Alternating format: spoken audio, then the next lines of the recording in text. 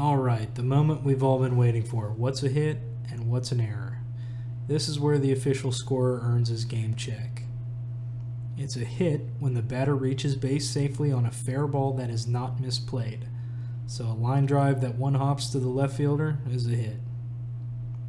Bad hops. Now this is where judgment starts to come into play. If it's a ground ball to third base that hits the lip of the grass and bounces over the third baseman's shoulder, then it's a hit. However, if an infielder is being lazy and gets a bad hop because he didn't want to charge the ball, but should have, then it's an error. A play that is deemed to be a non-ordinary effort by the fielder is a hit. For example, the shortstop dives for the ball and it hits off his glove, and had he not dove, it would have been a hit. Well, that's a non-ordinary effort. In other words, would you have said, wow? When a base runner is struck by a batted ball, the runner is out, but the batter is credited with a hit. There's actually been cases of no-hitters being lost on this rule. That is just plain bad luck. It can also be a hit on an unsuccessful attempt to put out a preceding runner. This is as opposed to a fielder's choice. So say there are runners on first and second. There's a ball hit in the hole between shortstop and third base. Shortstop runs to his right, gets the ball, and throws to third base because that's his only play. But the runner's safe, then that's a hit. It's different from a fielder's choice. A fielder's choice is when the fielder chooses to go to a different base. But had he chose to go to first base, the batter runner would have been out. But in this instance, when it's his only play, and had he thrown it to first, he would have gotten him, then it's a hit.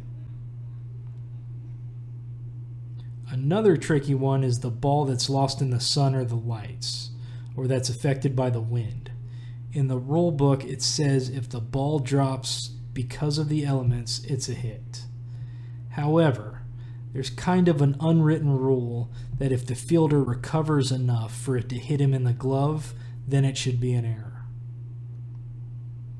When an outfielder takes a bad route to a ball, it's a hit. For instance, when the center fielder takes his first step in and the ball sails over his head, it should be a hit. In other words, if an outfielder misjudges the flight of the ball, it is not an error. Here's a good one. When two fielders collide, it's a hit. In 1996, my dad was the official scorer for the same team I currently am. I was a bat boy at the time.